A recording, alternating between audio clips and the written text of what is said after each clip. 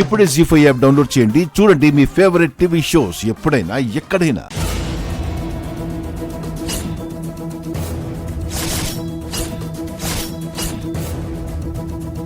Manisha,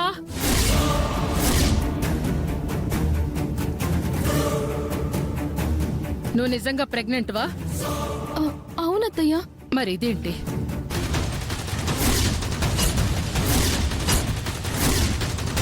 report negative అని వచ్చింది. అంటే నువ్వు అబద్ధం చెప్పావు. నువ్వు బ్రతకాలంటే మర్యాదగా ఇంటి నుంచి బయటకెళ్ళు. అన్నీ తీసి దీంతో పాటే బయటపడేయండి.